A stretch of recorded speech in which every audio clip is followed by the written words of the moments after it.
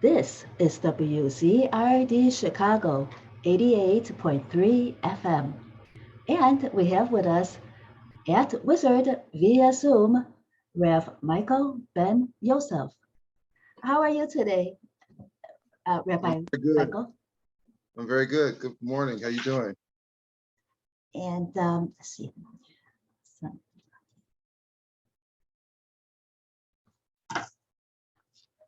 so how do you wish me to address you? Rav Michael, what's the best way to address you? Oh, Rabbi is fine. That's fine. Rabbi? Okay. All right. Awesome. Well, you have so much, you're involved in so much activism. So what came first, uh, spirituality or activism? Well, it's a combination of both. Um, my foundation in my work is the call to action within the spiritual realm of Judaism. Uh, there are several instances in the house of prayer where the Jews were called to be activists. Many don't realize that the prophets were activists. They stood for the people. They were very adamant about standing for the needy, the suffering, and the oppressed. That's where we have the temples that were destroyed based off the inactive ways of where leaders were taking abuse of the powers against those who were suffering. So that's the foundation of where rabbis today are to mimic the prophets during the time of antiquity that gives us the groundwork and foundation of why we must be involved in the issues in our community. Well, it seems as if not all rabbis are as active as you are. Maybe they are active in their own ways, but you are exceptional. What caused you to be so active? What was your epiphany? Well, I look at the television, I read the news, and when I see a young man murdered that has a whole life ahead of them, when I see the tears that shed of mothers who are grieving for the loss, when I see videos that shows um, unarmed Black men and women are targeted in racial profiling and murdered, or when I see children in cages, that says something within myself that I have to get involved and to be um, the one that stands in the gaps of those who are seeking justice and equality. There's a scripture that I can recall and cite. It's when Aaron was the high priest in the house of Israel when they wandered in the wilderness. And there was something that went forth when the Jews sinned against their God, that Moses the prophet summoned Aaron to make a prayer and go before the people. And it says specifically, go in before the people, go into the trenches of where the people are. So that is my foundation of my work, that I go in between the gaps of the unheard, the forgotten, and the inequality. So that's where I get most of my drive from, that I have to be a part of the solution, because staying at home doesn't get it resolved.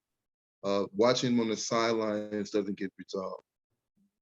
I don't believe in allowing someone that does not have my best interests, or maybe have my best interests, but not totally. I know what I would do if I was someone opposite of me being in that position. I will do whatever I can to see to it that whatever is happening in the community, I will do it to the best of my ability. So that's why I can't just give myself over to believing that those who are working for us are totally in it for the right reasons. So I have to be involved, very much so. First of all, did you have a mentor that is also like-minded, who taught you the Torah and then the deep teachings? Because I know you do have the degree and you had many teachers, but uh, did your teachers also stress what you are stressing now? Well, that's a great good question, because many don't realize that my teaching and tutelage has been spanning over hundreds of years. Our movement in the House of Israel of Black Jews standing in the gap of activism started with our chief rabbi, W.A. Wentworth Matthews. He was very adamant about being involved in the community and doing things for our people of color. He migrated to the United States to transform the people of descendants of slaves, to awaken them from the oppression and from being misguided. And that set the standard of rabbis after him, which was Chief Rabbi Levi Ben Levi, who was also an activist. Then it goes to Chief Rabbi, Rabbi Shemuel Capersonier, which is my teacher that has taught me all that I know today. So there is hundreds of years since the early 1900s that been involved in community activism. It may not be as intense as how I go about it, but it's activism. It's adding something to the table to address the issues, what helps to minimize the disaster and be a voice to the voiceless. Just give you just a background of how in depth our teachers of old were involved in activism. Our chief rabbi was a part of Marcus Garvey of the UNIA, which was one of the Pan-African leaders of the Black movement in the United States and the Western Hemisphere. So there is a history of activism before myself, and I just come to these times taking on the mantle, if you will, of standing up for the issues that hurt everyday people in Chicago, statewide, even nationally and internationally. What is the UNIA? That is the United Negro. I have to give you. I'll give it to you after this. I can't recall what I forget what it is, but Oh, that's okay. I'll get it to you after this interview. Yeah, So that's okay. Yeah, there's a lot of acronyms around your organizations because you have so much. You're doing so much work. So your teacher, where was he? Where was he situated? Was he in Chicago and or where? The closest one. My teacher's name is Rabbi Capers. He is very well, a very decorated leader in Chicago and nationally, internationally. He is one of the key figures that bridge the gap between Black Jews and having our voices to be heard in mainstream Judaism. And his tutelage was very inspirational myself. I've been spent many hours, many days and years under his leadership and mentorship. So that's where I get my foundation from, my activism and being a voice to be about the issues that you see transform. He's a little older now, of course, but he's still a very powerful voice in our community, very well respected around the country, around the world. And he is a very prominent leader, and it is because of him what you see at this point. How different is the Black ways of the Black Jews from mainstream Jews? And then are there any struggles between the two, or could you describe that? Well, that's a very good question. Mainstream Judaism has this mantle where they have a lot of access to a lot of things, as far as resources, as far as economics, as far as building, things to make their communities thrive and to be what you see today. However, for people of color, Blacks, Jews of African descent, it's far more harder to bring anything possible to the forefront. So there is a disparity there, but we find ways to crawl our way to have our voices and our message to be heard. We don't necessarily mimic the ideas of mainstream Judaism. We don't have what is called the Orthodox, constructive, reform, or conservative. We believe we are just Jews of African descent, and that's how we interpret that. But there is challenges when it comes to that. There is challenges in how we are not given the opportunities of our Jewish friends, particularly like I made method about where we're in a season of Hanukkah. I find it very different that is only allowed during the time of Hanukkah. That there's never been a case where Jews of color to accompany the White House to light the menorah. We always see the white Jews, the Jews, our Jewish brothers, are always given the opportunity, but never we have seen that the White House is filled with Jews of color, Jews of Hispanic Jews, or Cuban Jews, or anyone that has a color of descent of that has never been the case. So I was very outspoken about that just recently, that from several administrations, starting with the Bush administration, with the Clinton administration, then Bush administration, then to the Trump administration, then Obama administration, there's never been equality allowing Jews of color to accompany fully of the White House. Now, we may granted see here and there Jews of color, maybe the guests, but never to the level that we see the entire house is filled with color like myself. Or even to have a press conference on the western lawn of the White House, to even give our ways of Judaism and understanding the same leverage and coverage that you see that our Jewish friends have had over the years. And I'm expanding well over several different administrations. So that could be well over maybe 40 plus years of generations of different administration that you're seeing that has not been tolerable of Jews that look like me with skin this color. What is it about Judaism that attracted you rather than another religion? That is, well, going back to my 20-year-old years, that was a transformation for myself. We don't call it conversion in the Jews of color. We don't call it conversion, but it is very popular to call it conversion.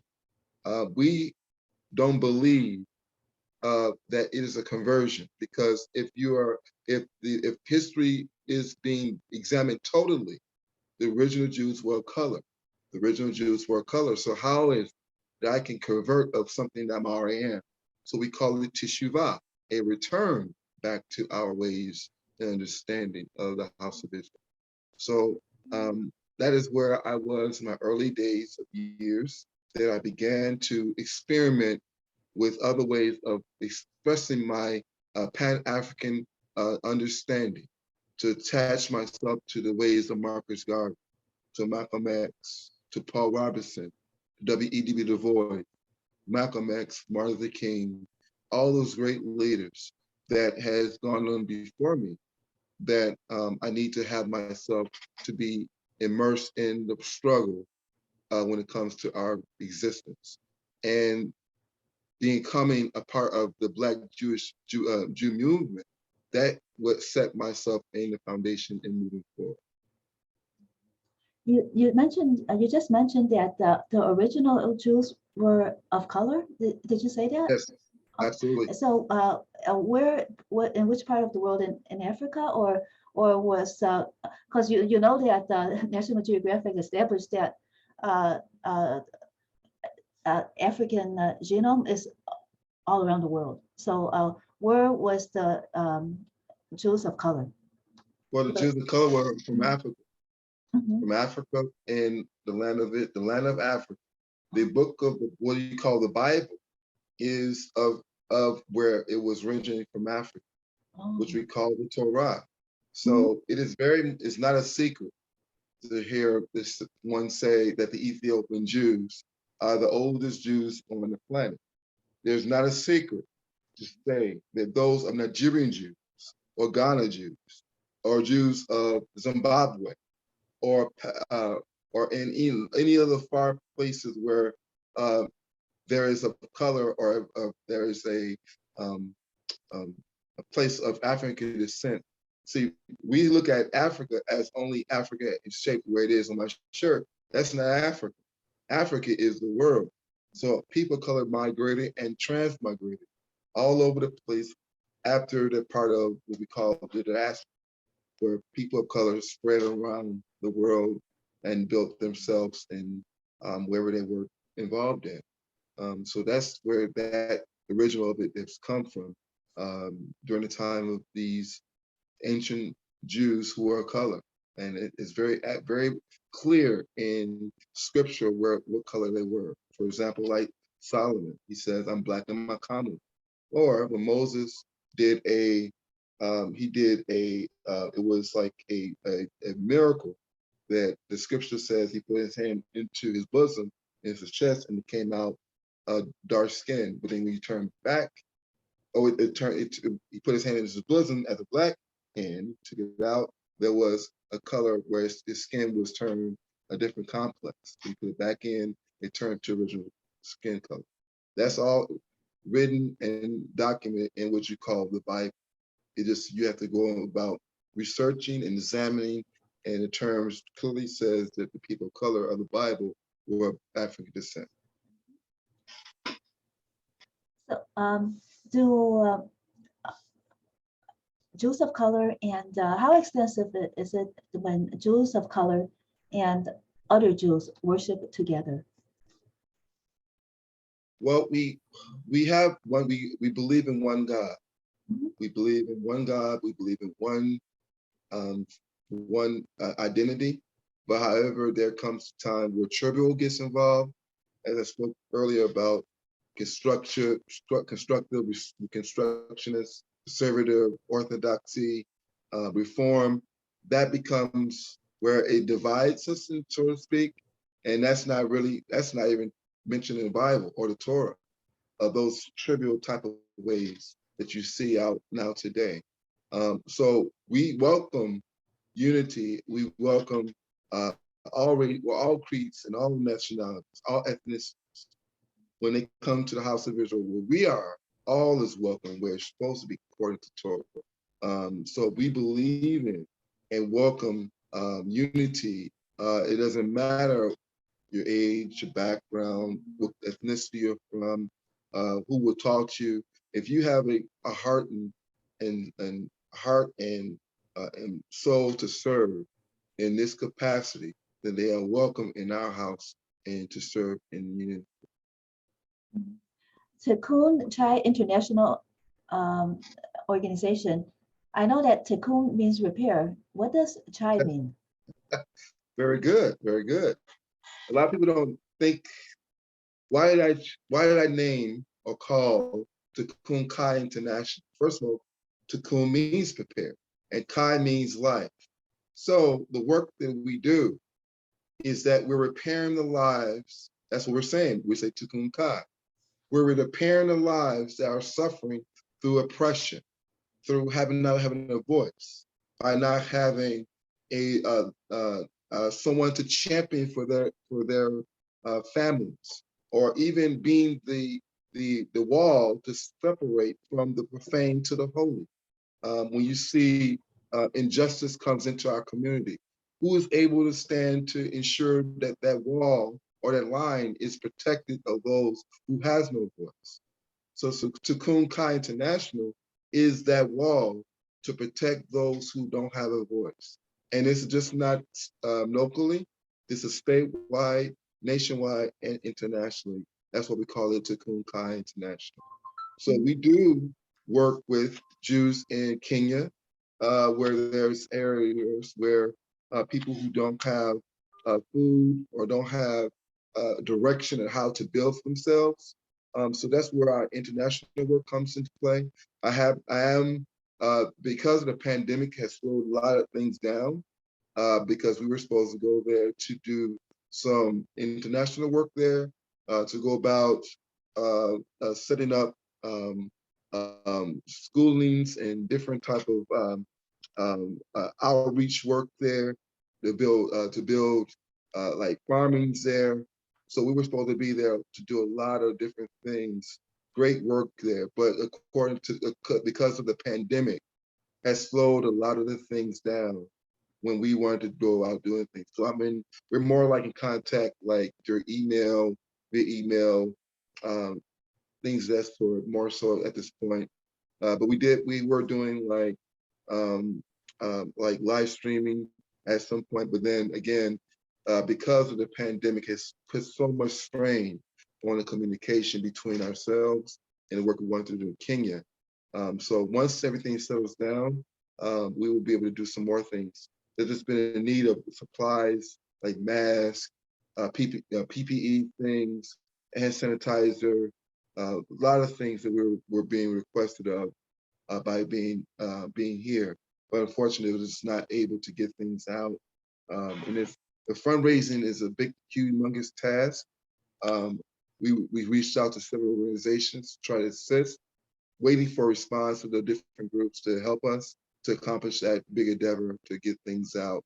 But gratefully and thankfully that because of other ways of getting things done, we learned that there were some donations that were able to be made, not on our behalf, but also then reaching out to other people that also assisted. So some things was getting done there, as opposed to my area, my ways was a little struggle. But there's some things that are still needing at this point right now. For Kenya, why did you choose Kenya, and what would your work be over there if it were not for the pandemic?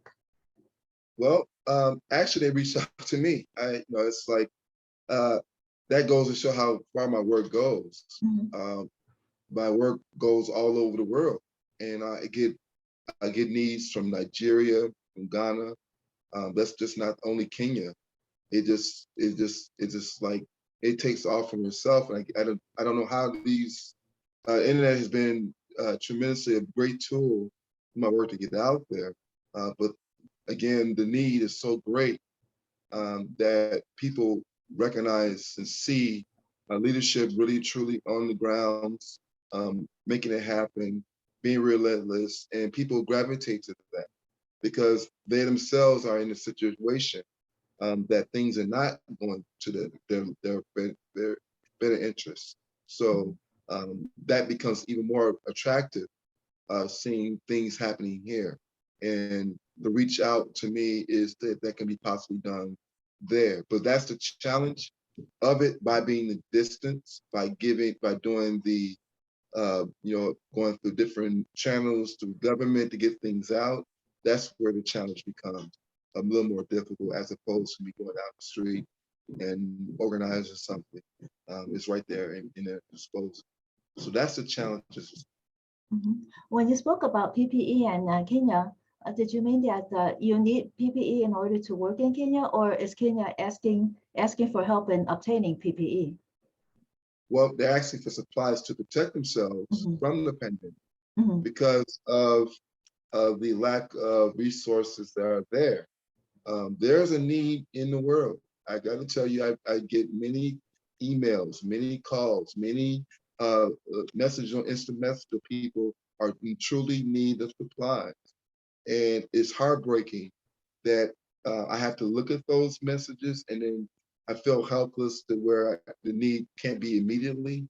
I just kind of be more optimistic for them to try to help them to at least keep being prayerful, and just keep adding, try to find ways to get the needs to be accomplished. but it's an uphill battle like most times. Yeah, the need is there. I get so many, as I said, I get so many requests and and and people reaching out in their struggles. The pandemic, pre-pandemic, they were struggling. Add the monster of pandemic onto the struggle before, just as extraordinary issues. There was a plan to help build because during service these groups were getting together on Shabbat, and they need to have like a structure to protect them from the weather, because there's times where it can rain for days there, and they want to continue to be able to bring community together to be able to have Shabbat service. So there was a plan with myself to help bring structure there, to build like structures and like a protection, like a canopy type thing, so that people can be under shelter while participating in service. But that, again, that was before the pandemic happened. All that just got stopped because of what happened with this outbreak that has just took over everything. They're not even asking for much. It's so hard to help them. They're only asking for like just a shelter instead of a temple, and they're very appreciative of just the shelter. Is such a difference there. When And just add one more thing about that, just to go show how much the need is, there was a call from the president of Kenya that knew my work was going on there. So it was like I was supposed to go there to meet with the president of Kenya, to ask, to be more of a, to listen to whatever else they needed, just not just the people that we're working with, but also the entire community there from the entire state with other issues that are struggling there. So there was a tremendous campaign that we were involved in ourselves post pre-pandemic, but it's just right now stagnant of everything possible. So it just really heartbreaking, and we feel a sense of helplessness, to know that they are at a state of desperation. We just don't know what it's like living in the Western Hemisphere to have completely nothing to work with. We just don't have that. We can't fathom that. I mean, we can anticipate it, but when you're in a state where you're at the end of your rope, you really truly don't understand the magnitude. Not only having children there, yeah, the kids that they want to teach them right ways and want to educate them, but the limitations are just so overwhelming, that it's just like, it's heartbreaking. President Biden mentioned that he wants to vaccinate more of the world, and Tikkun Chai International has some health clinics, at least are associated with health clinics.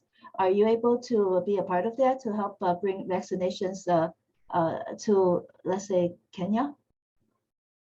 Well, we haven't necessarily been very much in contact with a lot of organizations on that level, but as far as partnering with people that have the same interest and desire to help impoverished areas and nations, we are very much in tune to be a partner in that level, because we believe all hands on deck is necessary to have this be done because of the magnitude of this response, immediate response, because every minute goes by is eternity for them. So the sense of urgency of having partners link up with us is always great and welcome. And myself also reaching out to others is also there as well. All hands on deck and young boots on the ground. How many youth do you have helping you, such as for these efforts? Well, first, the international level, I've been pretty much doing it myself at this point, because of just being reaching out to me. But we are looking to expand to have more of a team to go and be responsible for that, so I can be relieved a lot of the responsibility. It's just like right now, because of the pandemic, kind of took some direction off of that, because of the fact there is just a level of just we're struggling here as well. So it kind of put a lot of things on hold at this point, but we're looking to restore that responsibility there we have for a national level, and then also have more hands on deck that can assist us, because we have intermediate issues that we're dealing with domestically, statewide, nationally, and then of course another level internationally. But that level is still there in love for them, and needing to have their answers and voices to be heard. But if anyone that hears this program is interested in linking with us, we will greatly, we most gratefully be welcoming to partner with anyone that has needs to assist and something to add to the table, to bring wherever it is necessary.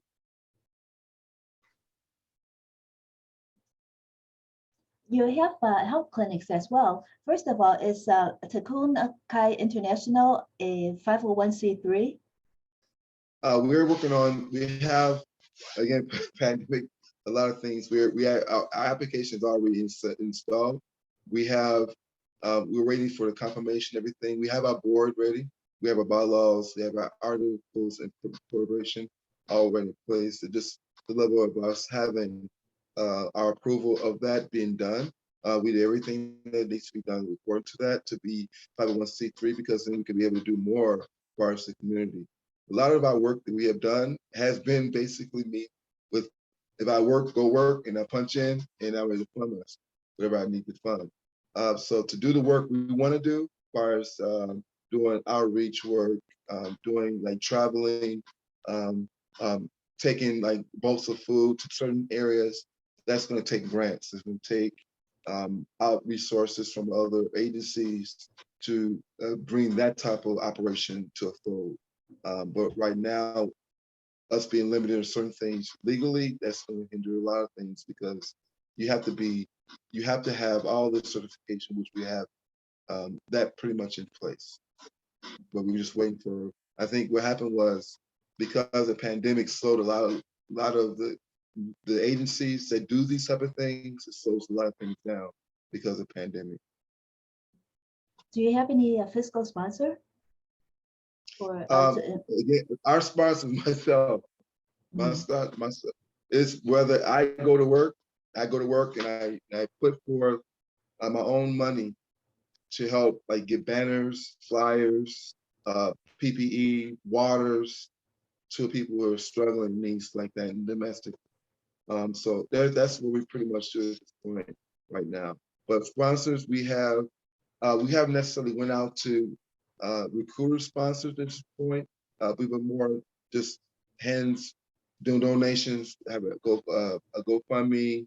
We have a Cash App. We have people who donate to us, but not much. It's like, you like the most we probably receive maybe $200 the most. But a lot of times it's just really geared towards what we're trying to get, like paper, copy paper, flyers, banners we put out, certain things we use for, but it's not really much to go about. In other words, like in-kind donations then? Yeah, pretty much, yes. And so what about for the clinics that you operate? Do you collaborate with those clinics to, because we had an earlier interview with a group in Uptown, and they had the free health clinics. What are the health clinics that you describe on your website? Are those also free, or are you just partnering with some for-profit clinics? That must be a mistake. I don't recall a clinic on our website. Yeah, there's like a whole bunch of health clinics, like healthcare, different. That's like when we refer, yeah. I see Yes. what you're saying. That's what we refer people to. If there's a need, we put that information on our website. This is where you can research, we can refer to as someone that's made. I get calls like, well, do you know where I can go here? I said, well, we got a website, go to our website, get a link, and then they could direct you to that way. That's what you're saying. I'm like, okay. Okay. Yes. Yeah, we're offering like a resource, immediate resource that people want to go and get some further we're like we're like giving like direction where to go if there needs some things. So we'll direct them on our website. We'll refer them to it, and then go and go wherever they're looking. Maybe like housing, or maybe hygienic supplies, or maybe a job. I think there's something on there about education, training. We have those things on our website to give people some, because a lot of times people say, where do I go? Well, we put access for them to have that as like a reference for the Got it. resource. Got it. Yes. Now we understand, because you have a lot of resources, and so you're doing referrals. Good for you. Referrals to people. That's We very have like helpful. counseling. We have counseling referrals. We can refer like people if they have mental problems, or like if they have like children that are needing behavioral. We have referrals of that. We have referrals to if someone needs immediate dental. That's not on our website, but there's people who work with me on the side that I engage with. So I put them on Rolodex saying, if anyone needs help, just refer me to this place. So that's what that is. Mhm. You worked with Father Michael Flager from Saint Sabina's. How did that come about? Oh, Father Flager, yeah, he's a good friend of mine. When I was married, me and my wife, we went to his service, and we're more like just kind of like just going in to see and talk to him about some things we had going on that we like to have him work with us on. But then our relationship grew after that, and me and him been friends and ever since. With his legal problems that he just recently had, I stood up for him publicly. We had actions on his behalf at Saint Sabina. So I believe his work is so impactful to our community that we just cannot thank him enough for his stance on the issues. But you're seeing over the years, it is very clear. It is very clear that it is all hands on deck, and Father Flager is very, very much. We had an action just recently in Chicago, in South Side Chicago, where there was a inauguration of a garden that was transformed from being a vacant lot, infested and everything with violence and with drugs, but was reformed into a brotherly love spot that the sister took upon herself to promote, and artwork and scenery and essence of community there. And me and Father Flager were there to inaugurate as religious leaders or spiritual leaders in our community to go and do an offer blessing there. So that was just like a couple months ago. So there's been many things that we stand on the right side of history on, particularly the gun violence, particularly the police involved shootings, women murdered. I've been very much an outspoken champion on that issue for several years. So we understand our role as religious leaders. Now we may have different theologies when it comes to spiritual guidance and direction of our understanding of faith. However, we understand that religious leaders are responsible to be a part of the issues of making sure the issues don't swallow lives that are in need of someone being championed for them. So he does his work and I do mine. So it's just more like we are all on the same page when it comes to that. How did you first learn about the disproportionate missing Black women and girls? Well, this was years ago. I've been on this thing years. I mean, I remember my first action of going out in the community. When I was watching television, I saw these women on television that was on the news, and each one was like spot on, like on a map. And the news was just giving this information about how each one was murdered the same way. Asphyxiation, which is strangling, body burn, thrown in the garbage can. I just thought to myself, that's horrific. As I began to do more study and more research, I found it very much of a targeting of women of color. And that's when I got involved by advocating for the 75 women of color murdered that spans for over 20 years. And right now, I can hear you suddenly. I don't know if it's oh, you can hear me?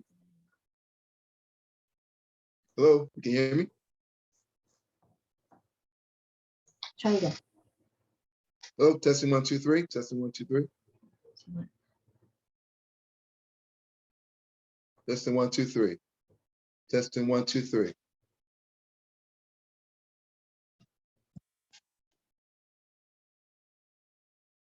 Okay, try it again.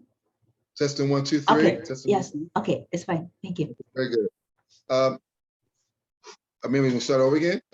Yes, at least this answer. Yes, about you were watching television and then did more research about the missing Yes. the serial murder victims. Yes. Well, I began to do more further research about these 75 women of color murdered, and it was very adamant and clear that there is an active serial killer in Chicago, based off of how the murders were done and the methodology and how they were done. And I've been able to travel to these different crime scenes in Chicago where they have been murdered, found. The main pattern of how these murders are done is either asphyxiation, which is strangling. Their bodies are burned and thrown in garbage cans. And I began to examine different cases of how they were done. I found it very clear that there is an active killer on the loose in Chicago, and I've been very public about it. I was featured on several newscasts, news stations, WBBM, Fox News, Channel 7, AB7, about these murders in Chicago. I've done several interviews about this, different school projects and things of that sort. But it's very, very clear that it is a serial killer. I've appeared before Mayor Lightfoot and the City Council back in 2019, and I stood before the mayor, before the council, and I was very adamant about that there was a serial killer. Pre-Mayor Lightfoot, as candidate Mayor Lightfoot, she voiced her concern about this issue. And I went to City Council and confronted Mayor Lightfoot about these murders that she said that she would use her office to be able to expedite or at least encourage more of finding who's responsible.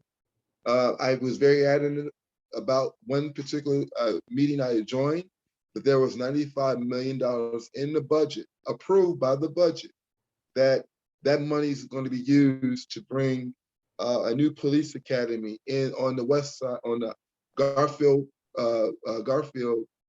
to have be a new facility for police officers. And I was very clear to Mayor Lightfoot she used that money to give the Illinois State Police Forensic Lab those resources to bring those cases to a close because they're still outstanding. As I said earlier, there are 6 murders that already turned 20 years. From this year, 2021 to 22, I think to 25, you will see several other names turn 20 years. That's how horrific these murders have been put on the shelf. That has not found justice at this point. So the missing has a linking to these murders, because at first they are missing, then they're found murdered. So that's why I combine the missing persons with the 75 women of color murder, because at one point they were missing and then found murdered in these situations. Now, a lot of people are questioning as to why these murders and how these murders are chosen. Well, these are murders where these women they have promiscuous lifestyles that they choose, like street walking or like on the streets and things of that sort. So that these killers are choosing those who are more spinnable, as opposed to someone that is someone that is like a middle class or something like that. They will choose someone on the south side, on the west side of Chicago as their victims.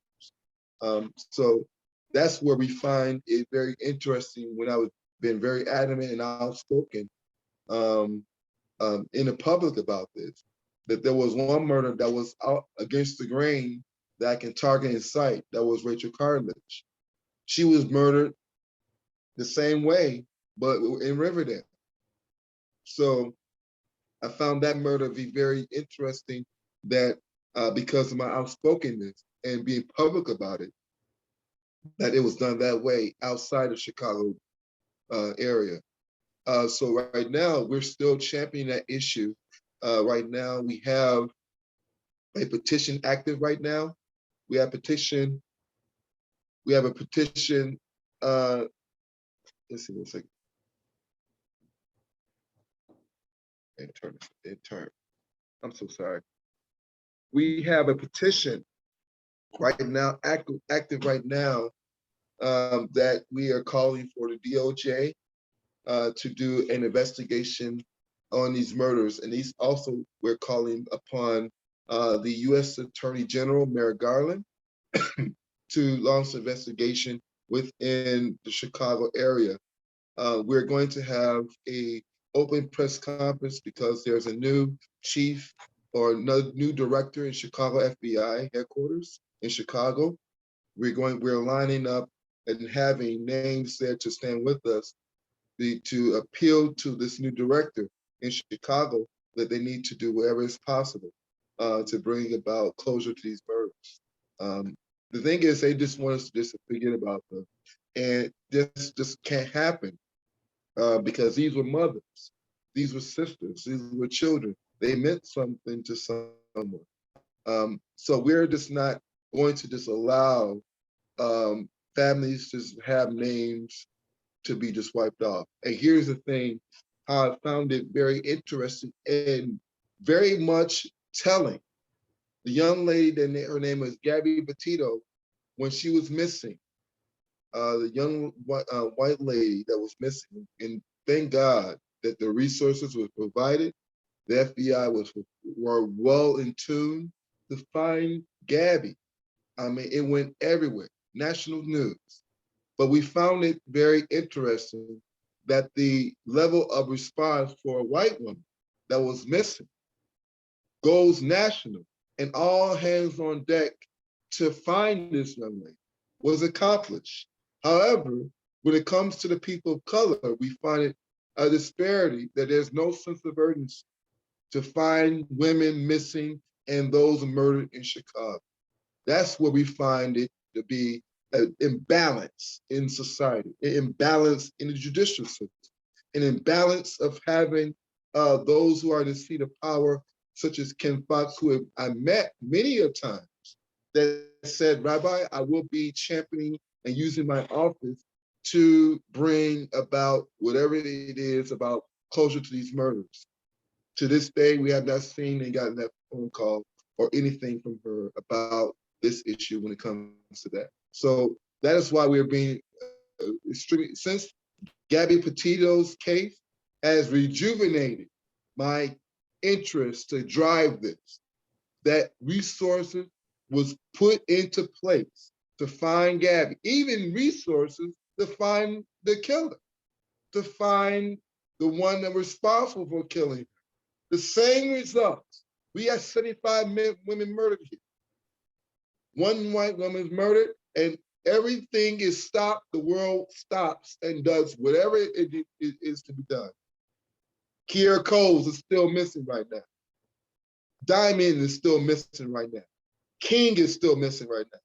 I have another young lady that's now coming to my, that is reaching out for my help here in Chicago.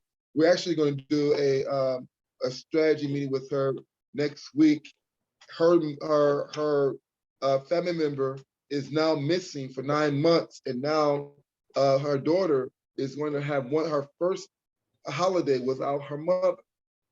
She's still missing, but it was just so swift that Gabby was found so fast. But when it comes to these women who I've been advocating for 20 years, are still not resulting in justice. And the perpetrator is still at large in our community. And so Mary Lightfoot did not follow through what she promised then, is what you're saying? Not yet. Exactly. Mary Lightfoot and Ken Fox and the county state's attorney So we already got one. I got the alderman of Pilsen, Byron Lopez. He is now signing on to this issue of the 75 women of color murder. That's a great thing. Bobby Rush. Bobby Rush was, now here's the thing about Bobby Rush, he did do a great thing about bringing forth a public hearing about this and calling for an investigation. But however, the murders happened so much in his district that he just not come on the scene. We found it that because of our pressure and our outspokenness about this, that's when he began to come forward and say something about the murders, because it's so many, half of them or maybe more of them happened in his district alone. But he did not do anything until we began our pressure and our public plea about these murders that you've seen now. So we're going to reach out to him to see if he wants to be a part of this campaign about appealing to these different agencies as on the federal level. And we're also prepared to go to Washington, D.C. about this as well. We're not just going to condone this being pushed under the rug like everything else. There was an outspoken, aggressive plan to try and gag. So we need that same sense of urgency when it comes to these Black women who have been murdered in these conditions. Have you done any research to see if there are any other such similar murders in other cities and other parts of the U.S.? I've been kind of investigating a lot of different things as well, but I've been mainly focusing on Chicago's issues about how we are always getting the last bit of anything. The sense of urgency seems to be finding guilty of Jussie Smollett, the actor who alleged staged his own hate crime, but there seems to be more emphasis in getting justice for that case, but not so of a sense of urgency on the women of color murdered in Chicago that has been going on since 2001. And we're going to stage a memorial on December 28th, 2001, the exact place where the sixth murder that turns 20 years. That concludes the entire year of 20 years, 6 victims. That'd be the last one. Her name is Saudia Banks. She was murdered December 28, 2001. We will be holding a memorial / probably press conference there to commemorate her life and to say, see, she is the final of the 6 women murdered of this year that turns 20 years, and still no justice. When was the last? When did the last murder take place? In what year? The last murder that you know we feel that is on the record. Now these are the ones that are found. Mm-hmm. We can't truly say that all of them have been found, but we feel that there are places like, for example, like abandoned buildings in Chicago.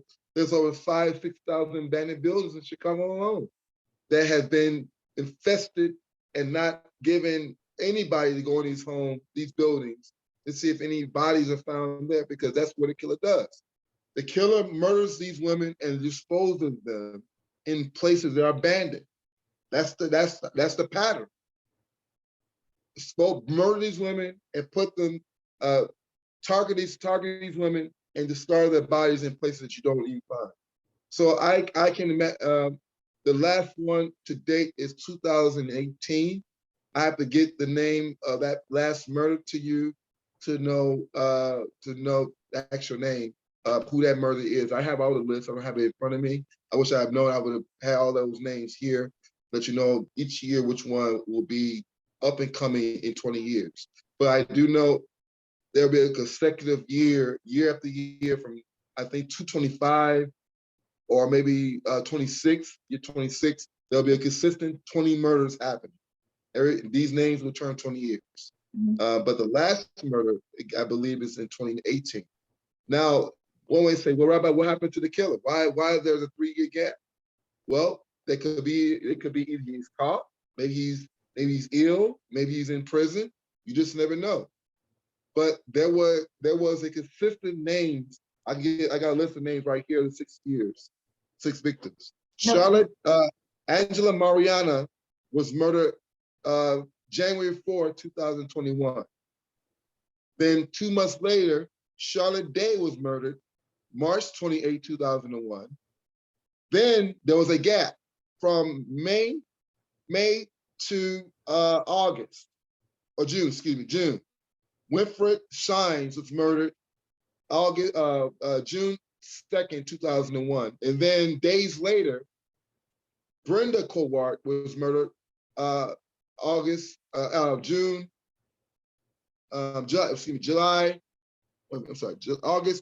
2021. So that was like within the same month, 2 murders happened. Well, you could, yeah, please send us the list of the names, and when we publish this interview, we'll include the whole list and the description of the interview so that our listeners could access that. Absolutely, absolutely. What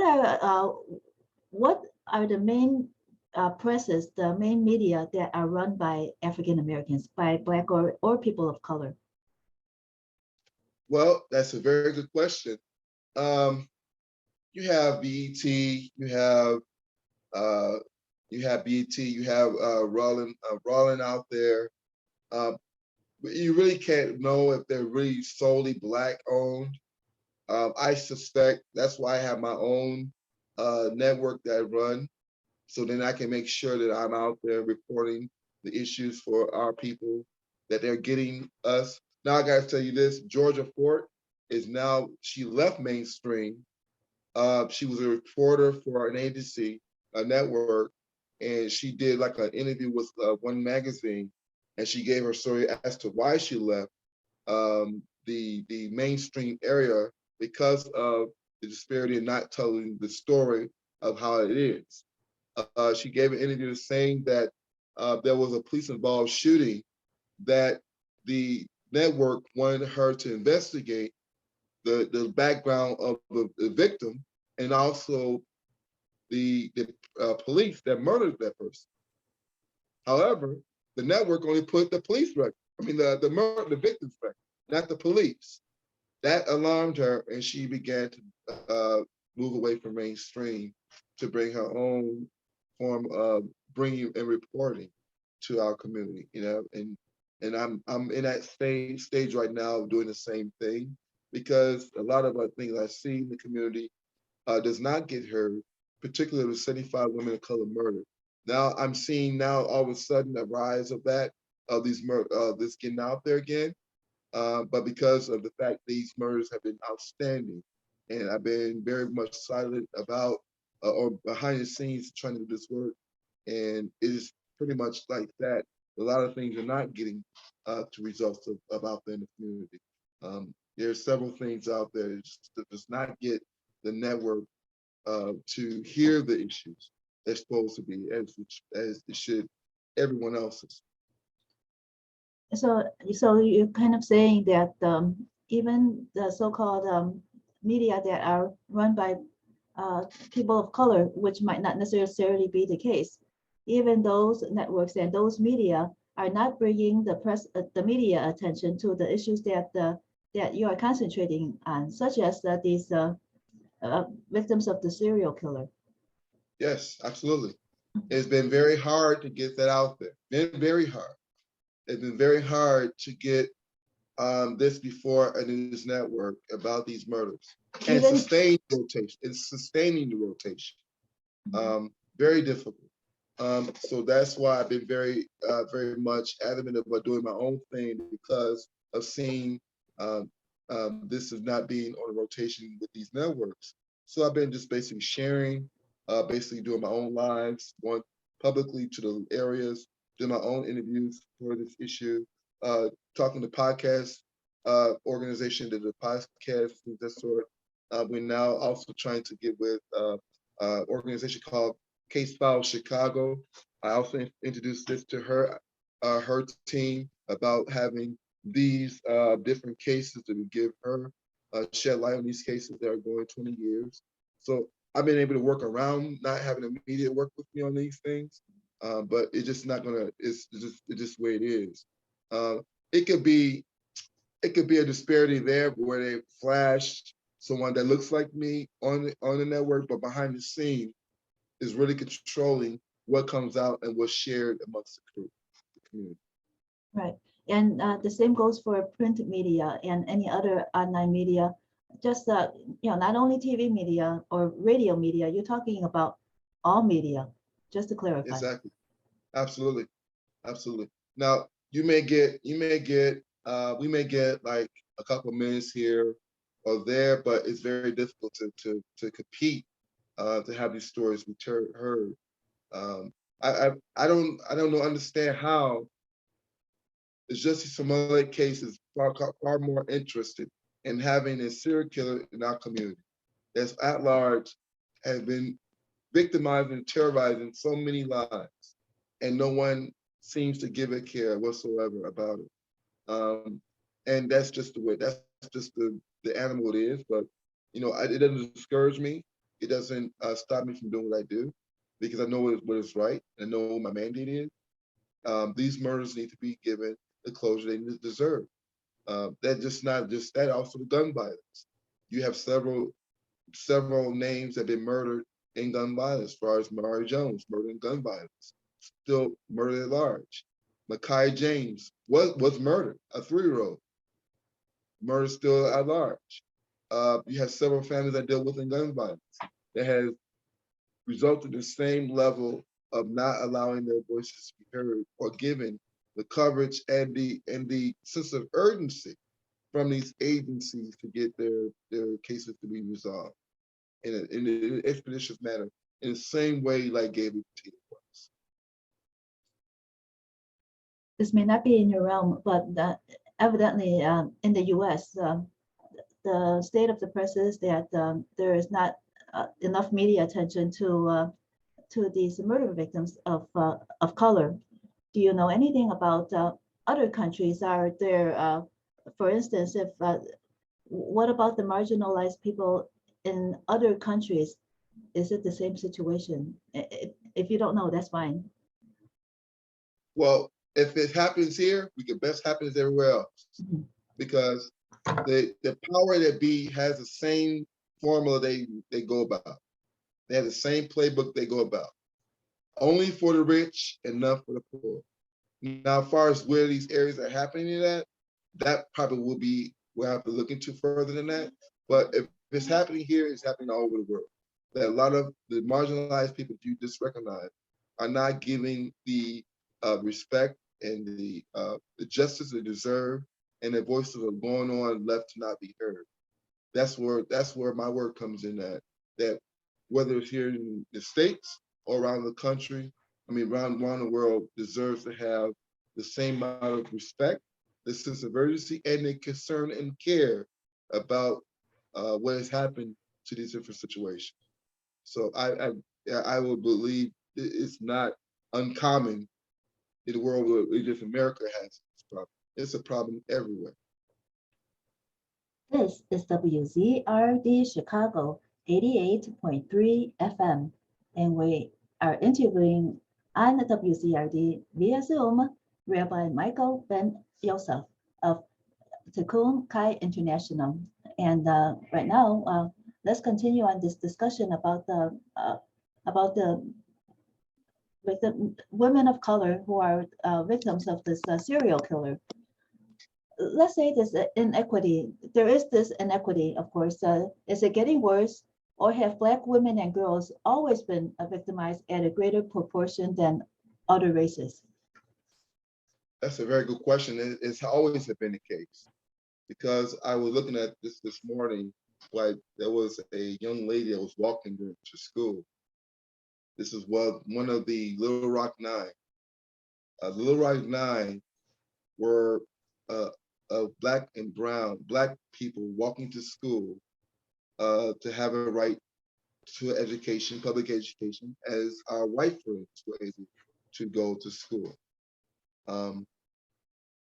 Several of these mobs targeted this one Black girl that had her books, walking in the streets, and there was a mob of white women around her, screaming at her, really attacking her.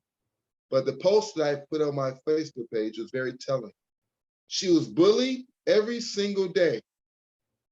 However, she did not go and shoot the school up. That's very telling today. You got these kids nowadays who have been bullied. These white kids have been bullied, and they go about and return with violence to their schools. So our women of color have always been a victim and targeted amongst the system at B. Per se, the system of Western Hemisphere has always been to destroy and attack the Black woman in all phases, particularly during the time of slavery. If the family structure was built and sustained as the nucleus of the woman, behind the woman. Yeah, you had the father, you had the children, but the mother was the anchor of the family. If the mother was the anchor, she was the most hated amongst any part and facet of the family. It wasn't the father, it wasn't the children. The mother was the target.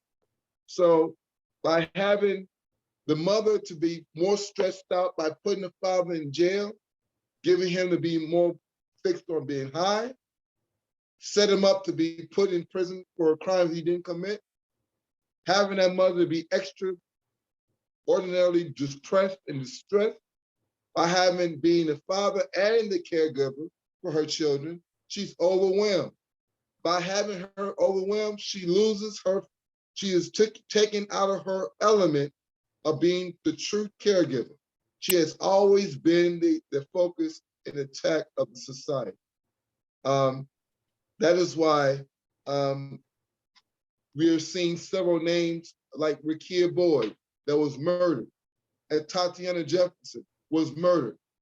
You see this young lady, Micaiah Bryant, murdered. Alexis Wilson was just recently murdered 2 months ago here in Dalton, Illinois, which I'm also working with that case as well. So our Black women have always been the focus of these murders, particularly in gun violence, particularly in the missing, particularly in human trafficking, particularly in these things called the serial killer as murdering these Black and brown women. You see? So it is an ongoing problem. And I've been very open and outspoken about this, that it is going to take all of us, all hands on deck to address these issues. So it can be at least the minimum. But as we see right now, it's not turning to the right way. It's turning to the more horrific way. We're seeing more women murdered in gun violence ever before. We're seeing more women domestically violent ever before from their husbands and boyfriends, murdered in that way. So and that's another one: domestic violence, gun violence, police involved shooting, missing, human trafficking, and this with a serial killer. So the Black woman has always been the subject of attack in violence. What are some of the solutions for addressing the issue of female Black victims being victimized like this? And that's the one. Well, the best way to address it, of course, education is always the key. But when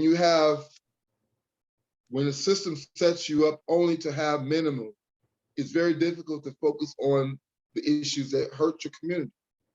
So when you are in a desperation state of always living in poverty and stress and being oppressed so much, of dealing with PTSD, which is what true post-traumatic stress syndrome is, that people of color have always suffered from. When these little things that happen as far as gun violence and women murder and missing, it's too much because you're already in a state of desperation and oppression. So you add these other things that are hurting you, you don't have the mental capacity to take that on as a concern because you're already oppressed. You're already limited. You're already in impoverished areas and conditions. You're already in a state of inequality. You're already in of not having the proper methods of having opportunities. You always in a less disadvantage. And so when you add on gun violence, that you don't have that that awe or that the surprise or anger to that, because you're so already in the negative already. It's so much hard to describe it, but it's really the way of having us so drawn down and tired that we're in this state of depression and distress and oppressed, that these things that we see before us are so important to address, we just don't have the energy to look at.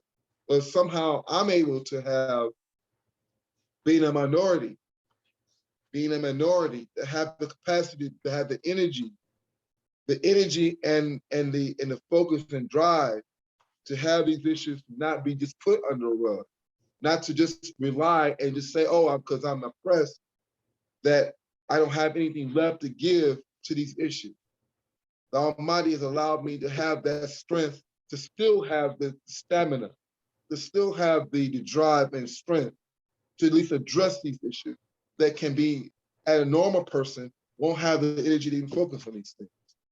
And it's a sad thing, and just the way it is. But to answer your question, education, it's really the key, but that's still not enough. There needs to be organizations to rise up and be able to have these issues as a part of their advocacy. It can't just be myself to talk about the bloodshed and these injustices that happen. It needs to be a 24/7 advocacy about this happening, so that people understand the importance of this being addressed. What collaborators do you have now working with you on these issues? That's a very good question. We do have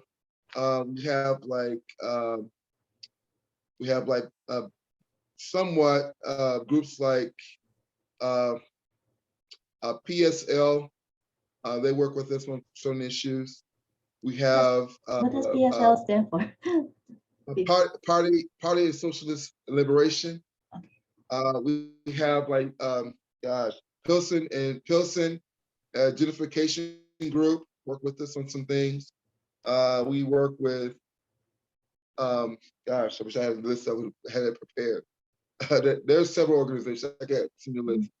Yeah, but more of the issues as far as like the women of color murdered and the gun violence, I pretty much do those things as our own initiative more so, because of me working on it so long. It's been really pretty much myself and my organization really addressing the women murdered in our city for years, consistently working on this issue. The violence, gun violence, I see a lot of people trying to step onto it because now, as you see, it's more widespread than now it is before. But when I did a press conference at the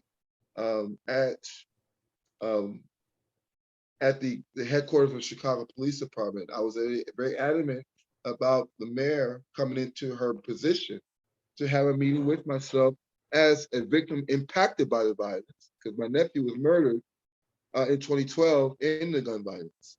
That's why I began my advocacy when my nephew was murdered in 2012. He makes this year actually. He makes 9 years.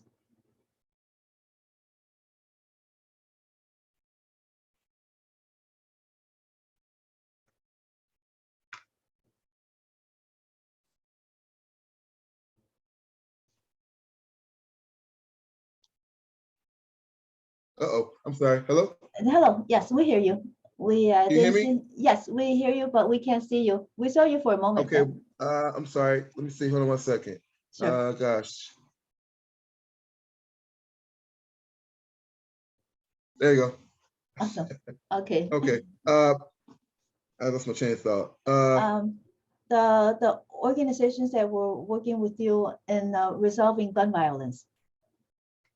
It's hard to hear you. It's like very low. Oh, uh, resolving gun violence.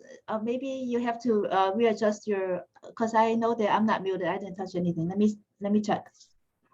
Yeah, I'm not Okay. muted. Can I'm you hear sorry. It's me? very, very hard to hear you right now. Oh, well, check your 1 second. I want to see yeah. if my volume's up. Mhm.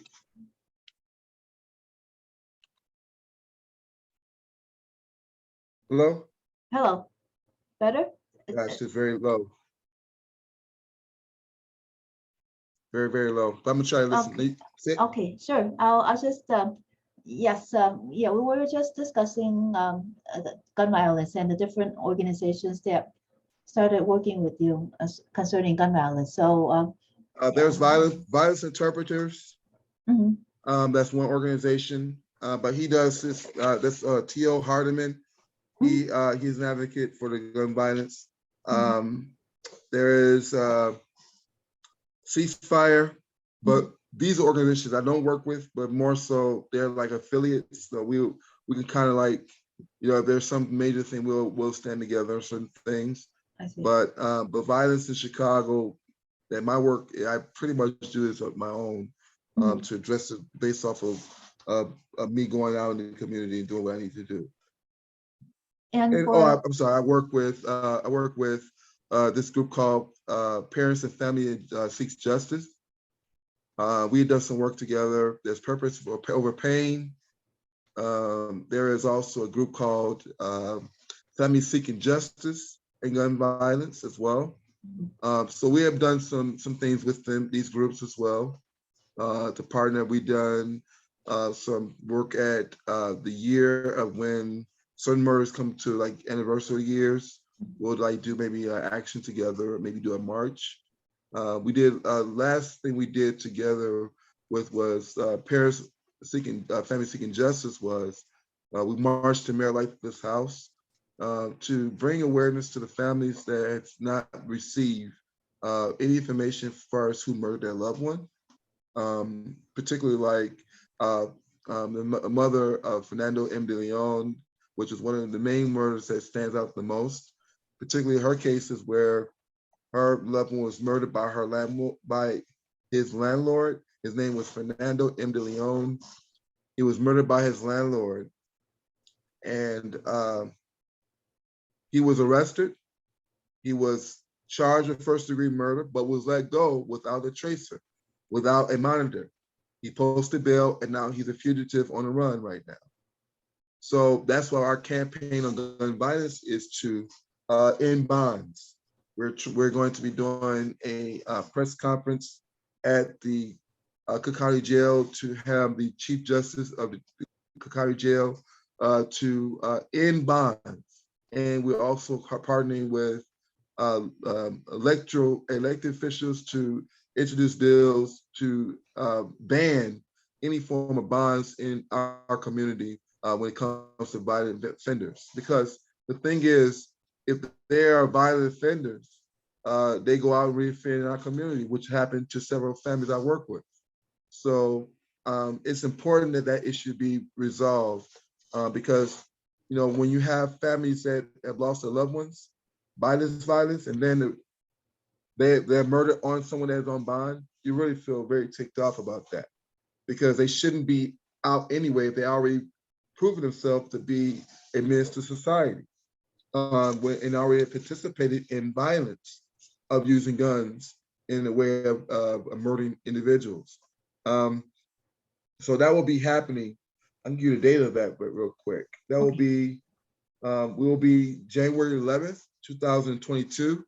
We're mobilizing families to stand with us at the Cook County Jail to launch a campaign to end bonds for violent offenders, particularly gun violence, and there's other issues that could possibly go under that as well. We're just not going to wait and condone and be complacent about that. We just need to have bonds in all together. They should sit in jail. They should wait their turn to go to court and have their day in court, but not be released into the community because they are risk to innocent families that we know has been murdered of violence. When is See, so and then we're also going to work with We want to be able to address the violence where families have loose guns in their homes. We find that to be a very big issue because there are children in their homes. They find those guns and play with them, and then they use those guns on themselves or even murder their own siblings. We find that to be a loophole, and we're talking to Senator Durbin about that to introduce legislation, not to just be statewide in Illinois, but to be national. We want this to be a national change on the books to be signed by the president of the United States, that there could be penalties for families that put these guns in their homes and not secure them properly, that is accessible to these children, and they go about shooting themselves and murder themselves and their siblings.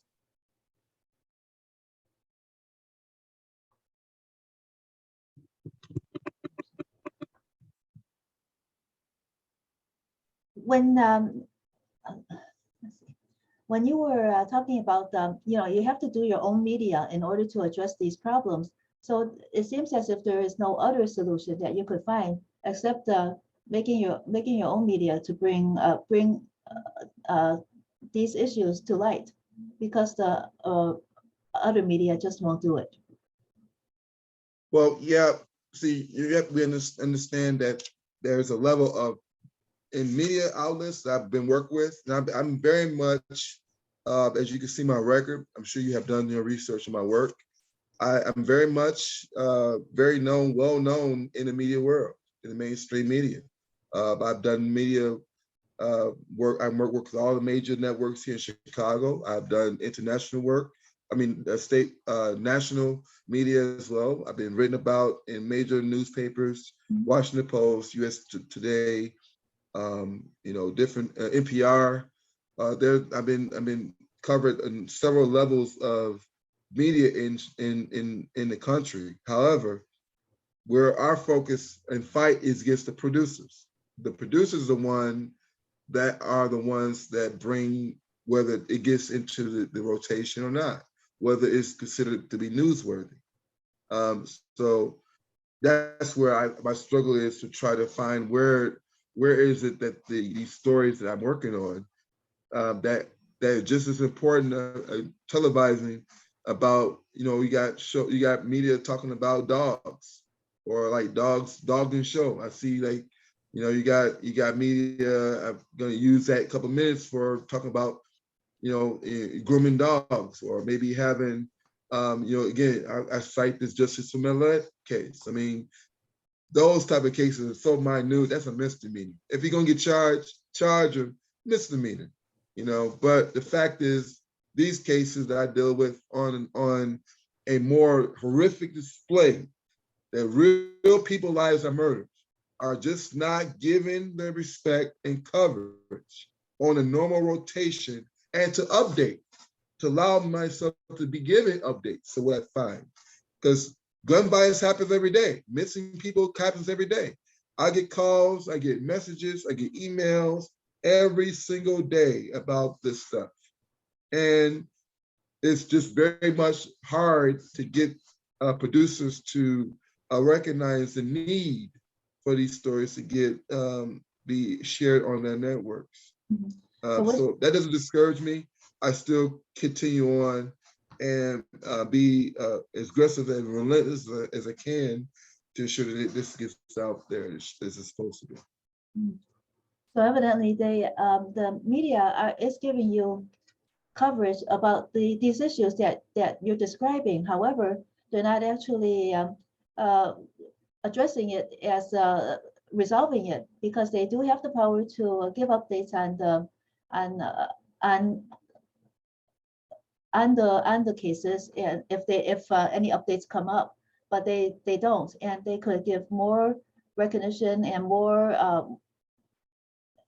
give the public more information about the murder, so that maybe more people will be trying to will be able to give tips, such as the case with Gabby Petito.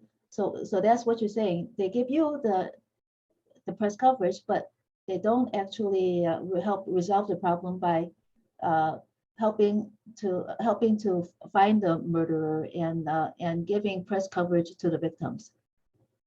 Pretty much, yes.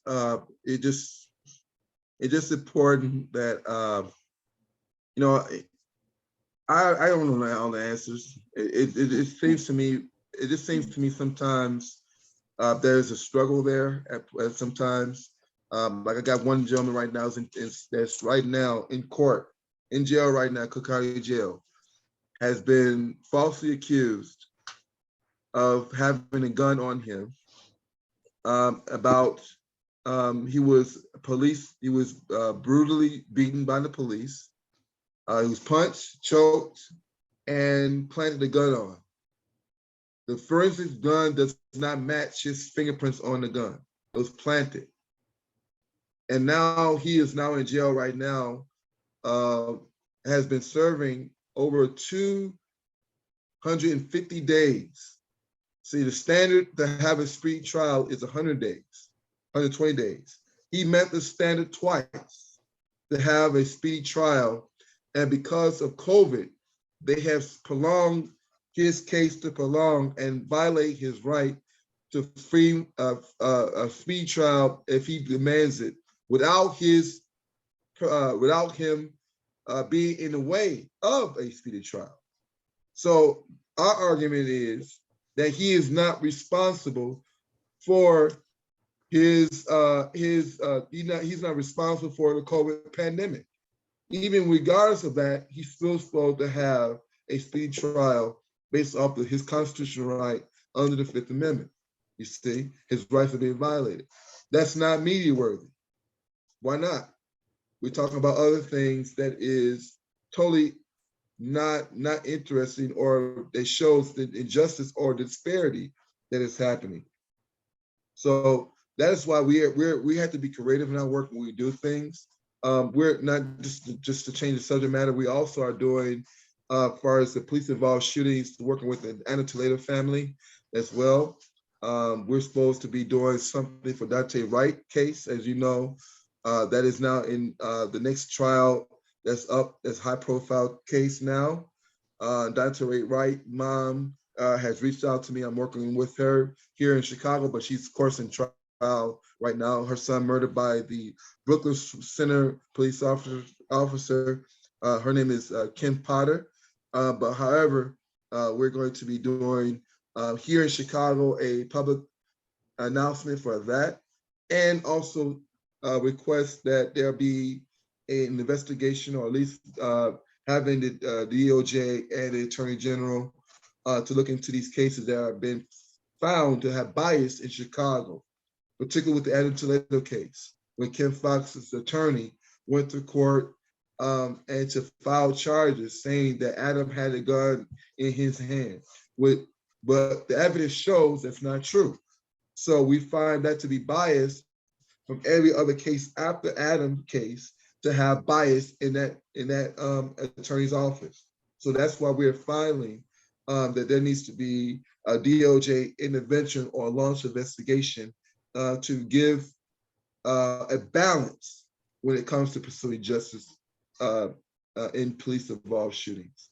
From Anna Toledo case, from Anthony Alvarez, from Michael Wesley, from Rekia Boyd, from Aharith Augustus, from Lexus Wilson, those names in Chicago that have been murdered and seeking to have the case to be reopened are not going to get the same results in fairness.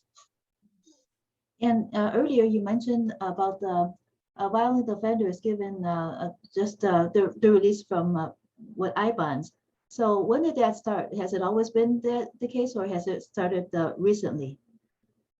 The I-bond, the bonds, Mm-hmm. bonds have been for, gosh, I don't know how long, but it gives a way for people to get out. I understand that, but still, we find it very different when you have someone as a violent person. How in the world can they give a bond that they can make and they get out and re-offend? That doesn't make any sense to me. Because if they went in for violence and they get out and does it again, one thing for sure, I will give credit to Superintendent Brown. He led a press conference and said, and welcome the media. They go sit at the bond hearing. Just go sit there one day. He said there's one individual he knows for sure that's been in and out of jail 8 times for the same thing, gun violence. And he gets out time after time after time. That's what got me to be more aggressively on this part about the bonds, that needs to be corrected or reformed. Bonds should be set for someone that's non-violent. If you're a violent perpetrator, you should not be able to get a bond. It's impossible because you're more subject to go back to the lifestyle that you left and to do more retaliation. And then innocent bystanders are going to be more subject to being murdered and be a victim as opposed to not. So we're very serious about that campaign of ensuring the bonds be eliminated from the judicial system when it comes to violent offenders. How would higher voter turnout among African Americans and other marginalized groups, such as Native Americans, help to address the problem of so many of these issues that we are discussing? Voter turnout is very important because the fact is, you don't vote, then you can't complain about the circumstance in your community. So people say, well, Rabbi, you're voting, but then, nothing doesn't happen. I understand that, but still, my ancestors died for that, of us having the right to vote. My ancestors gave their lives, sacrificed for me to have the right to vote. So I have to respect their legacy of what they've done for me to be able to have that right. So by us not being engaged in that process, really go against the grain and confirms that their sacrifice was not not great for us to have that right. So I'm very much for us going out and voting to exercise our right and to pay homage and honor to those who sacrificed for us to do so. What public officials are there any public officials working to help resolve these issues that you are discussing? I think you said the names of yes, any that are helping to let's say help resolve the serial murders against a Black woman, and then also gun violence, etc. All of these. Are there any public officials that are working to help resolve these problems? Well, that's a good question. As far as the women of color murdered, I just got confirmation and approval and support from Alderman Lopez. I believe he's on the 25th district in Chicago.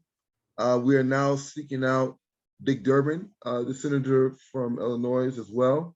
We're also seeking out Congressman Danny Davis about these issues. Bobby Rush, the Congressman Danny Davis, Bobby Rush is already engaged about the issue, but we have to re-intervene with him as well, let him know our plans. But as far as confirmation wise, we're still working on it right now. But I do have at least one to report that we do have the support of Alderman Lopez as far as the women murdered and missing. As opposed to for the gun violence, we have again the 25th Alderman from Pilsen, Byron Lopez, supporting us on that. We have the support of Congressman Danny Davis supporting us on that. We also have support of Senator Dick Durbin on that. I had a meeting with his staff like 2 weeks ago, excuse me. And we have some programs that we want to engage with him, and they're very excited about our work about the gun violence and what they want to assist us with. We're asking that the families that we work with to be able to go to Congress and testify in a congressional hearing about their pain and suffering. So we're asking the senator to assist us in that endeavor, and we find that they are very in tune and supportive of everything we're trying to get accomplished. And then we wanted to do something with do like something in Chicago with the families and the senator as well, just to show solidarity and standing with these families. And are these public officials helping to draft the legislation to address these issues? Yes, we definitely want to have something in writing, to have, we want something that shows the work submitted and something that can be on the books. Yeah, it's good to be protest, but I'm moving towards getting laws passed on these issues, particularly like the women of color murder. There should be ample resources and sense of urgency on missing and murdered women. Should be no questions asked to have something being done. The violence should be well shored up. We got places like you just seen the last mass shootings in Michigan, this high school where these children were murdered. This young man that went about doing his shooting spree, taking the lives of those who've been innocent. That's still widespread. It's still an issue. So we're looking to address the gun loopholes and the gun loopholes that we're seeing as far as these trade shows, these books that are giving these people these weapons of mass destruction. We're looking to address the issues about not having these assault weapons to be banned from any civilian in the United States. So they're always in the same area or of this violence here in Chicago, because we are seeing these weapons are being purchased and used on the streets here in Chicago, and we find that to be a problem. Are you doing any, is the Tikkun Chai International doing any voter registration drive so that you could hopefully, and do you do any like get out the vote drives on election days to help ensure we haven't done that in the past, but we're looking to do that very much so. My synagogue that I attend has it already in place, so it's easier for us to just join in that endeavor. They are a voting registration place legally for several years. So it's not no problem for us to engage in doing sponsorship in that endeavor, but we are supportive of that, people get out the right to vote and get out the vote, because the midterm election is critical. Again, the midterms is very much the bedrock or laying the foundation for the upcoming presidential election. So we do need to get boots on the ground to get voters out, to get numbers out to address the issues that are important, particularly like the immigration laws. We want immigration change.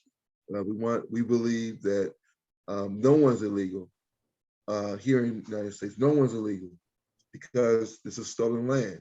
So the immigration should reflect of allowing these families that are coming here in droves to be able to have their American dream and also have safety. So that's our stance on that when it comes to that and why the vote needs to be. That these issues that are out there, hot issues that are really hurting the community and not getting the results they're looking for. How hard is it, do you feel, for people on the streets to understand the importance of voting?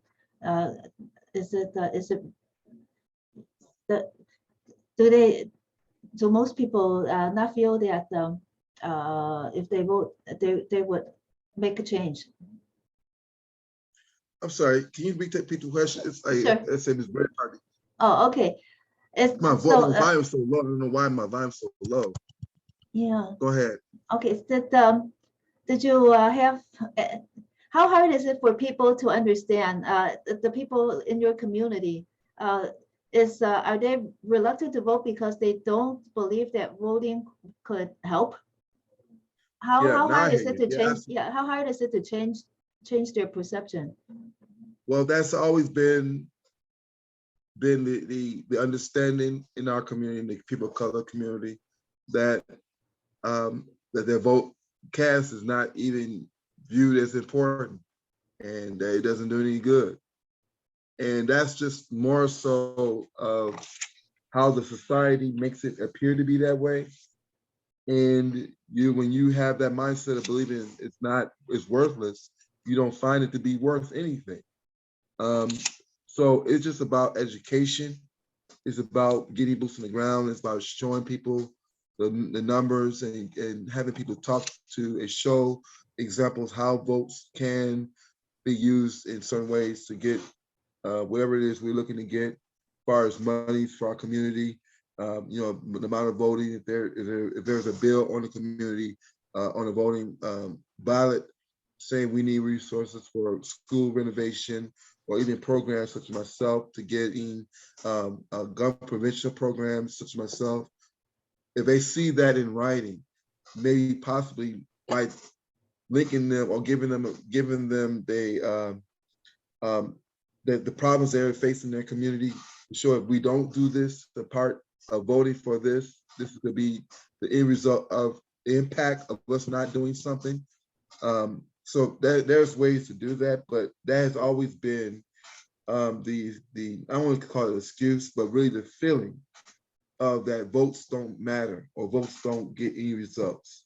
And that just, I believe, more like the system making us feel that anything we do is not going to get it done or not going to get changed.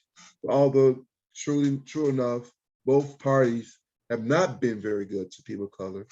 They have always been more of using our votes to not allowing us to get ahead. And the same issues we had last trial, same results here. So in a way, it can make it look like it is the same, more the same. It's using our votes to get into the office, and then for political gains, political interests, setting themselves up to have pensions and have a lifestyle as a politician. But at the same time, people still suffering from last cycle and the cycle before that. And that's why I'm out here being aggressive to hold these politicians accountable. If you're going to be a politician, we're going to hold you accountable and not be very quiet about you in your office that you're supposed to be, of addressing the issues to give people a fair chance like everyone else. Well, is there any connection between Black Lives Matter and Chicago Activist Coalition for Justice and also Tikkun Chai International? Well, Black Lives Matter is not an organization, it's an idea. Black Lives Matter has always been the issues from before we got here in the Atlantic slave trade. So the name legally filed in legal form is Black Lives Matter. You see what I'm saying? But it's always been. The civil rights era is Black Lives Matter. When Martin Luther King and Malcolm X, they've always been trying to promote that Black lives still matter during that time. It is now, no one has a monopoly or ownership of Black Lives Matter. It may look like that on paper because of the group organization, but no one has a monopoly or ownership of Black Lives Matter. So, what we do support the issues of people of color murdered and not giving the rights and justice and equality they deserve. But no one has this thing called Black Lives Matter as an invention. It's always been that way. So I just want to make sure that's clear and set the record straight, that Black Lives have always been trying to find a place. When Martin Luther King said that by the act of Congress, that Black people of descent of Africa are supposed to get the 40 acres and a mule. But instead, we only got a bounce check, an insufficient check. The same thing then and the same thing now. That's where we stand on that. Okay. So in other words, no connection between the organization Black Lives Matter and your organization.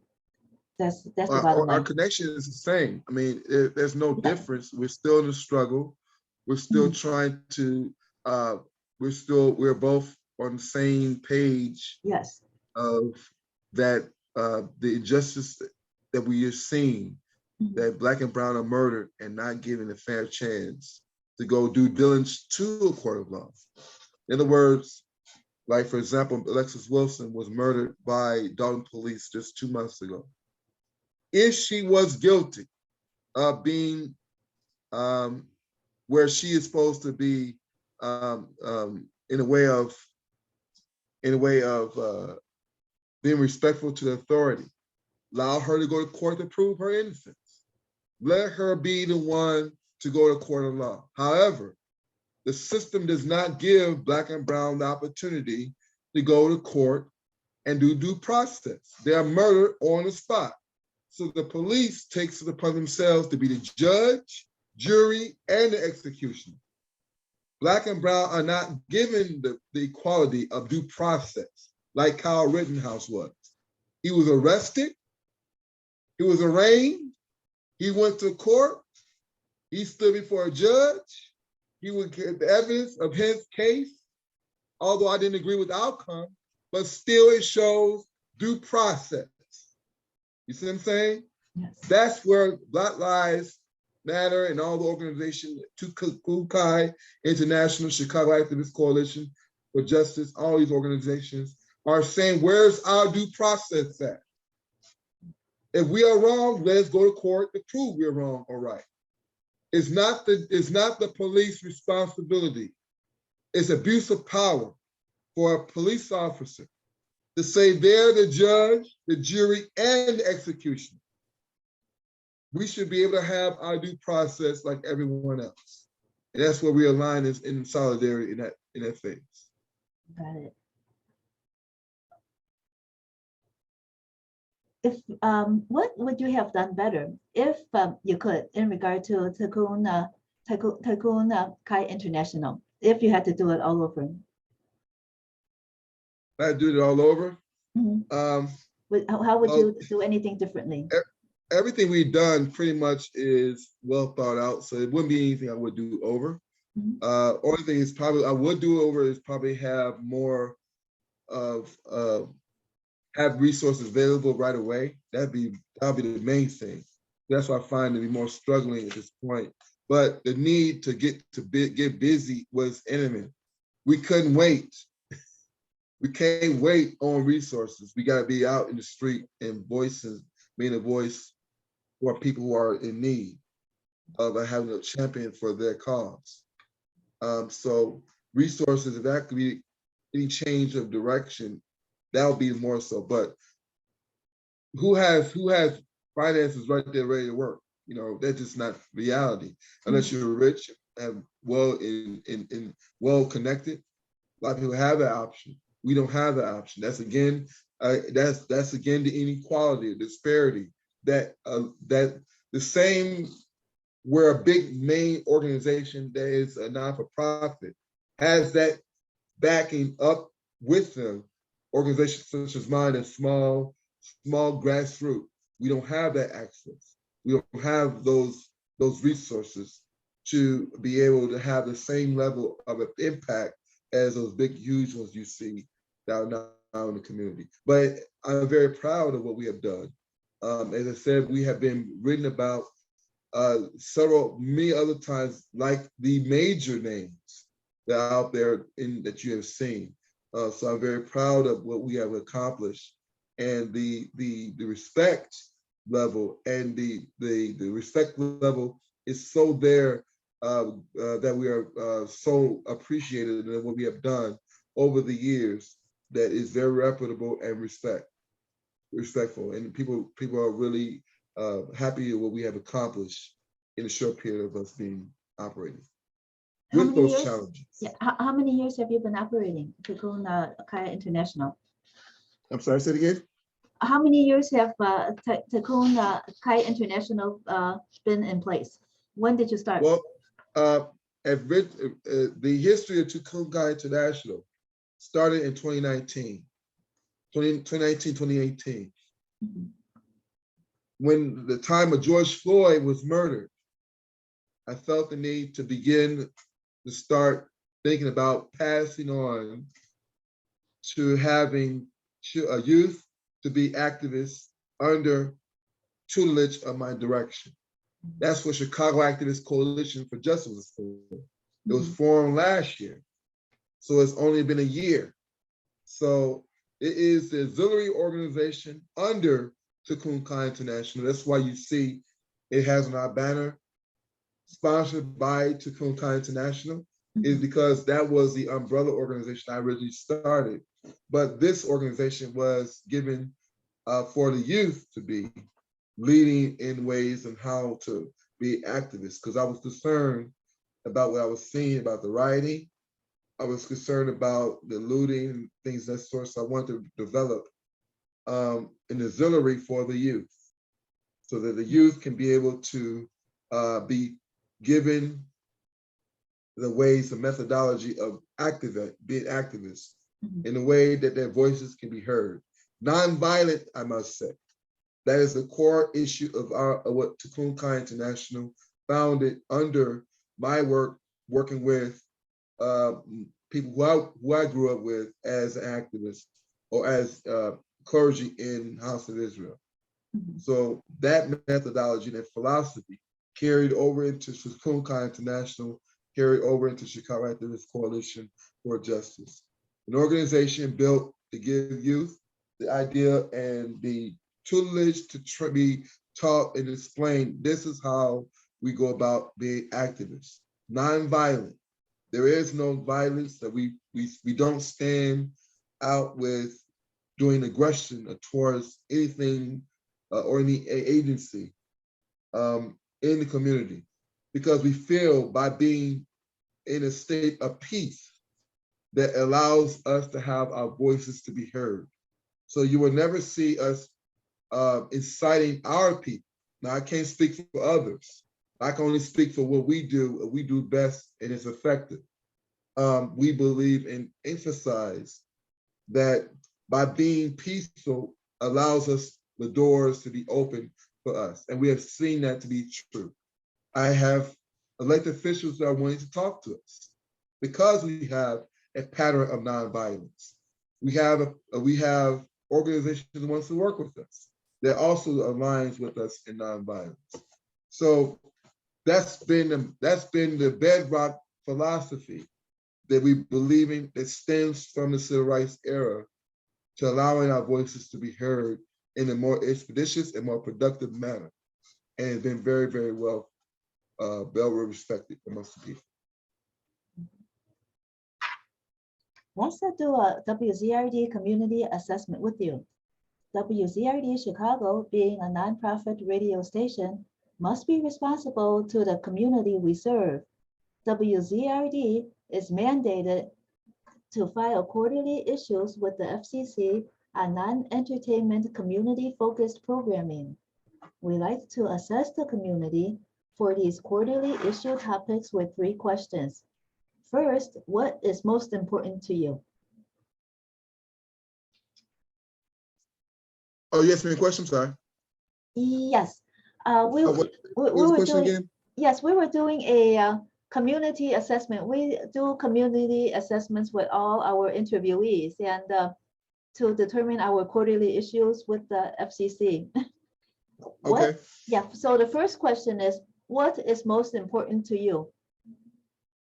What's important to me? Well, the ability to share our passion was important. I feel that you all allowed us to be able to have an opportunity, so that's very important to me. It is very well taken, and it's an opportunity to share our work in a nonviolent work, I might say, but many years in the boots on the ground as a grassroots. So we appreciate that to be a very, very heartfelt and an opportunity to share the many challenges. There's not always great things, but it's like ups and downs. We have problems here and there, but it shows that we are really concerned, and you're allowing us to share our concerns in this manner. That's very important. Yeah, well, what we meant is what is most important to you. We could pretty much tell what is most important to you by how you've spoken, how we've been conversing in this interview. So Yes. what? So you mentioned a lot of problems. What is the most important long-term problem that we must address? The long-term problem is equality. Um, there's still the level of inequality in our society, um, and these type of formats and platforms helps to minimize that inequality, or at least address it in a more formal manner. Like-minded, everyone doesn't have the same beliefs as I do, and I respect that. But these are the type of platforms that allow open dialogue that can be impactful to help come into compromise. Now, I'm not saying I have all the answers. Never that. It's just the fact is that by hearing my understanding, my perspective, and then engaging with others helps in the long run to address these challenges that stems from the gun violence, that stems from the police involved shooting or immigration or women murder. Because a lot of times the inequalities of not allowing us to have these dialogues keep that stereotype out there. And then that keeps it where it shows not to be important. But I'm here talking about these things and hearing from an advocate of the issues as to what's the challenges that we're facing, that helps people to be more empathetic to why I feel strong about these issues. I feel as strong as next person's. Maybe there may be someone out there that advocates for something that I don't advocate for, but we can see the same struggle, the same desire, same passion. Then that opens up better, stronger with community. So I think this is one of those things that tackles that. That the challenge of having these issues to be able to be talked about. That if we continue to do these things like this, it will help to minimize that these challenges are out there. Mhm. And third, what problem must be resolved now? You mentioned a lot, but let's see which one is the most important to you. Of these issues I'm talking about that Yeah, I deal with, what problem must be resolved now? What is the most important one to be resolved now? well, right now the most important what we have is gun violence. It's really, really out of control.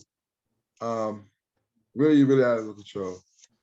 So as a victim and impacted by the violence myself and understanding what these families are going through, um, as I said, that my justice of giving my nephew justice is far gone. This is gonna be 9 years he's been murdered. Okay.